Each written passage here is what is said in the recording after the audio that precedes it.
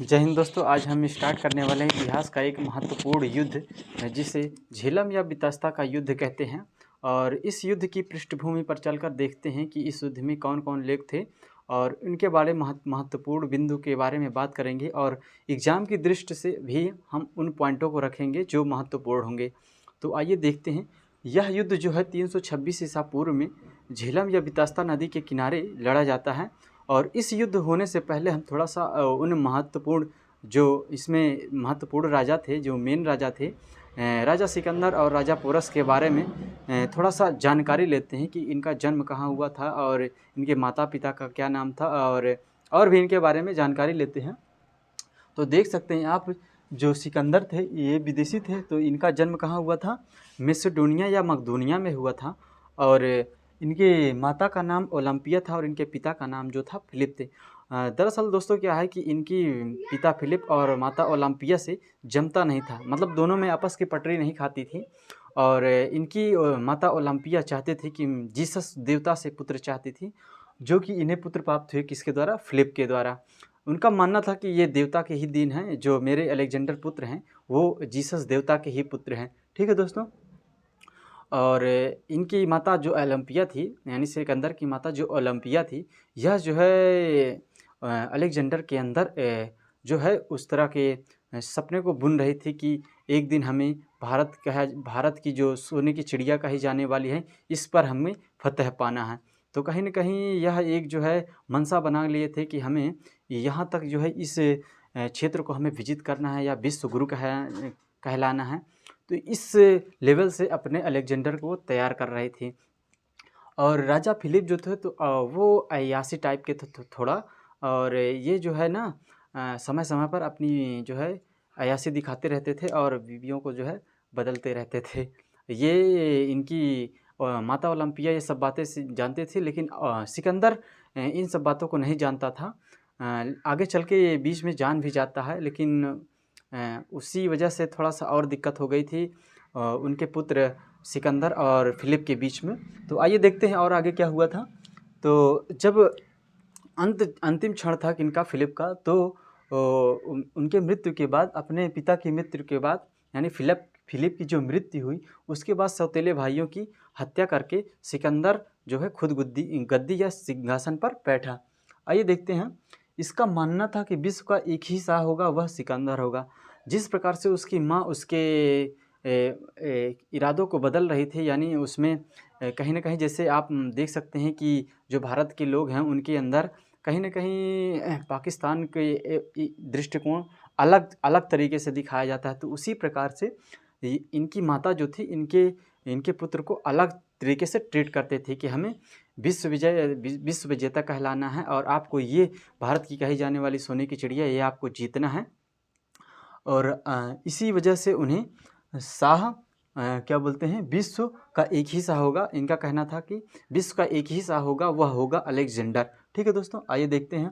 जब इन्होंने युद्ध का जो है पहला आगाज़ किया तो सबसे पहले फारस, दोस्तों क्या है कि मैसेडोनिया के जो दुश्मनी थी, पुरानी दुश्मनी थी, वो सबसे पहले फारस से ही थी। फारस इनकी क्या थी? मेन दुश्मनी थी फारस से। तो सबसे पहले इसने कहाँ आक्रमण किया था सिकंदर ने? फारस पर। फारस के राजा जो थे वो उनका नाम डरायस था। और राजा डरायस से यह युद्ध लड़ा जाता है फारस में। और दोनों की सेना आमने सामने थी और लड़ती है बेखौफ तरीके से।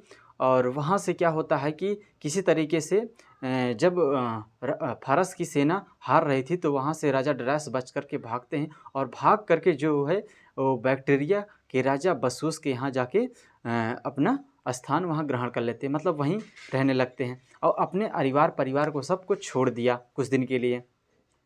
जब अलेक्जेंडर को पता चला कि राजा डरायस जो है वहाँ बैक्टीरिया के बसूस के यहाँ जो है अपना शरण लिया है और इसकी शरण देने के लिए राजा बसूस ने दिया है, तो अपनी सेना को लेकर डायरेक्ट बैक्टीरिया को कूच कर दिए। और वहाँ कोई युद्ध वगैरह नहीं लड़े गए थे, लेकिन डायरेक्ट जो है सिकंदर ने चालाकी से या कहें कि संधि की आड़ में वहाँ के राजा बसूस की हत्या करके वहाँ के जो सिपह सलार थे, कौन थे? तो देख सकते हैं वहाँ के सिपह सलार जो थे, ऑक्सी आर्टिस्ट थे, उनको जो है गद्दी पर बैठा दिया और वहाँ की पुत्री जो थी रेक्सोना, वो बहुत अति सुंदर थी और उन्हीं के साथ जो है उन्होंने क्या किया, शादी कर लिया।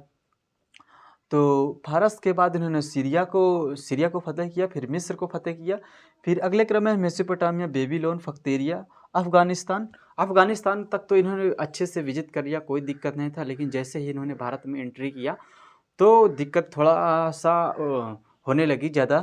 तो भारत के छोटे छोटे राज्यों को तो इन्होंने जीत लिया, कोई दिक्कत नहीं था।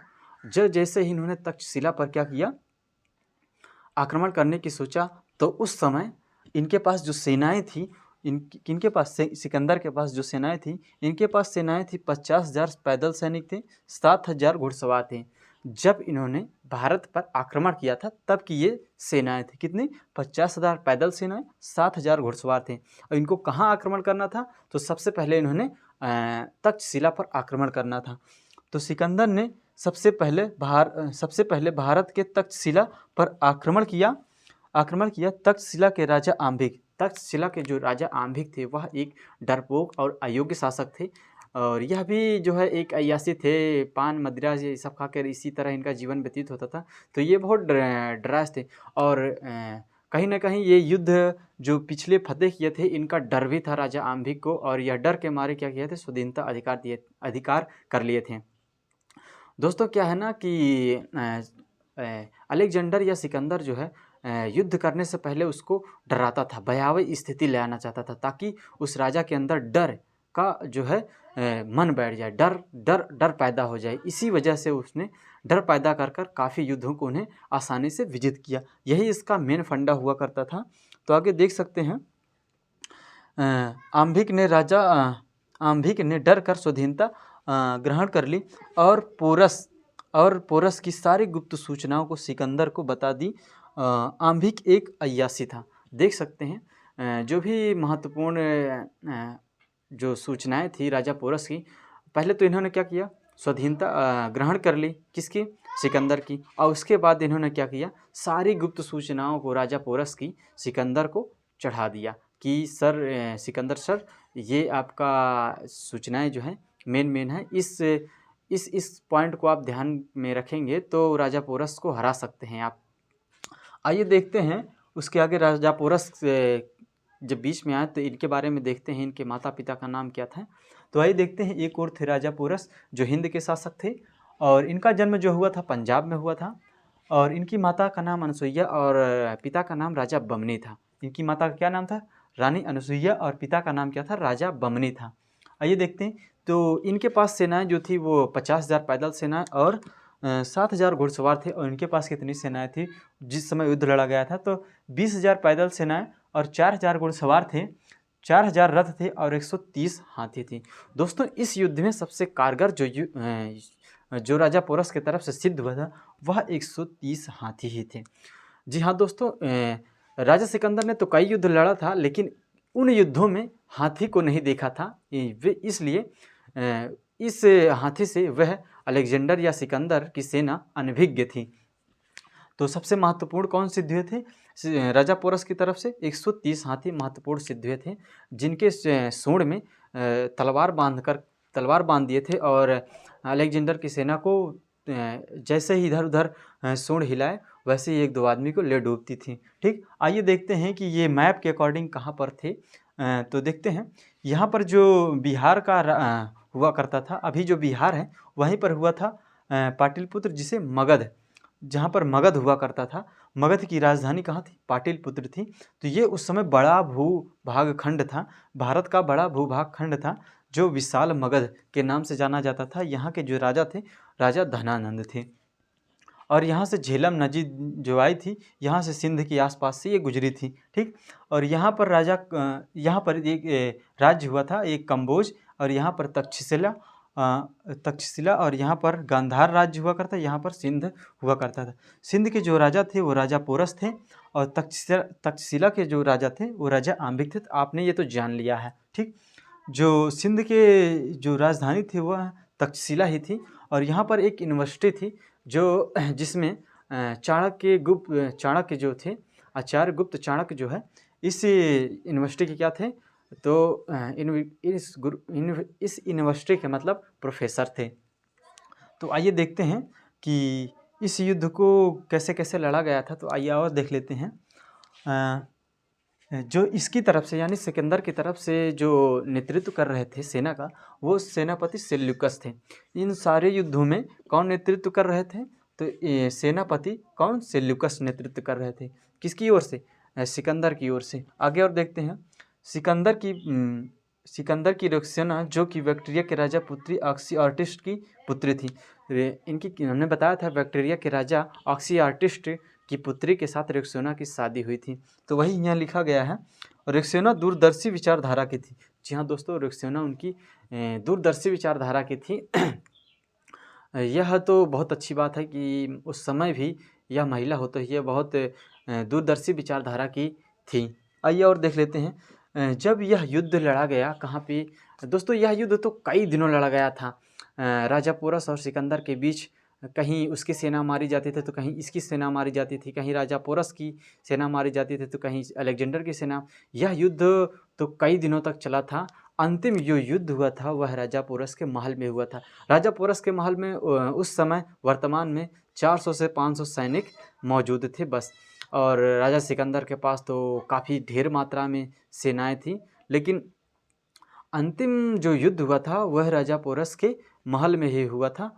वहाँ पर ये दोनों आमने सामने होते हैं और युद्ध करते हैं तलवार से। और इस युद्ध में दोनों की पराजय नहीं होती है। जहाँ एक ओर अपनी मातृभूमि की रक्षा करते हुए राजा पोरस, तो वहीं दूसरी ओर विश्व विजय के लिए निकला अलेक्जेंडर यानी सिकंदर। तो दोनों अपने ही पद पर, यानी कह सकते हैं अपने महत्वाकांक्षी के कारण इस युद्ध को समाप्त नहीं किया जा सका। अंततः इस युद्ध को विराम करना पड़ा मित्रता के आधार पर। जब यह युद्ध लड़ा जा रहा था, यानी दोनों आमने सामने थे, तो इस युद्ध में ना तो हार हो रही थी राजा पोरस की और ना ही हार हो रही थी अलेक्जेंडर की। दोनों आमने सामने ही थे, लेकिन किसी का कोई एक पक्ष कम नहीं हो रहा था। जिस ओर पक्ष कम होता था कहीं न कहीं से उन्हें प्रेरणा मिल जा रही थी, इसलिए यह युद्ध समाप्त नहीं हुआ। अंततः अलेक्जेंडर यानी सिकंदर ने अपनी यहाँ पर क्या कर दिया, मित्रता की संधि कर ली और कहा कि दुनिया में ऐसा कोई भी युद्ध नहीं हुआ जो इस युद्ध तक, इस हद तक या इस परिणाम तक हमें आना पड़ा। जहाँ भी हमने युद्ध लड़ा है उसको विजित किया है, लेकिन यह युद्ध एक अलग लेवल की थी। और अलेक्जेंडर ने कहा कि राजा पोरस की बात कुछ और है। राजा पोरस से मैंने कुछ महत्वपूर्ण चीज़ें सीखी हैं जो और युद्धों में नहीं सीखा है, और यह योग्य शासक हैं, इसलिए मैं इनकी सारी सेनाएं और सब कुछ लौटाता हूं। और यहीं से वह जो है कहते हैं कि अब हमें जो है अपने देश मैसेडोनिया लौट जाना चाहिए और हमें अपनी मातृभूमि की ही रक्षा करना चाहिए। ये बात जो है जब क्या मतलब समझे, क्या बोलते हैं अलेक्जेंडर, तो वहाँ से इन्होंने रवाना के लिए अपना कूच किया। जैसे ही ये उसी प्रकार जिस प्रकार विजित करते हुए आ रहे थे, उसी प्रकार इन्होंने भारत से अफगानिस्तान होते हुए फख्तरिया होते हुए बेबीलोन में पहुँचे। तो इन्होंने आराम किया और वहीं जब बेबीलोन में आराम किए तो इनकी मृत्यु हो जाती है। और इनके मृत्यु का तो कोई सबूत उस तरह क्लियर नहीं है। कहते हैं बुखार के कारण भी हुआ है, और कहते हैं कि ज्वर के यानी शराब के कारण भी शराब के कारण भी हुआ है। और कुछ लोगों का कहना है कि कुछ मात्रा में ये जहर का सेवन भी करते थे। तो धन्यवाद दोस्तों, आशा है कि ये वीडियो हमें आपको पसंद आई होगी। अगले वीडियो में मिलते हैं नेक्स्ट टॉपिक के साथ। धन्यवाद दोस्तों, जय हिंद दोस्तों।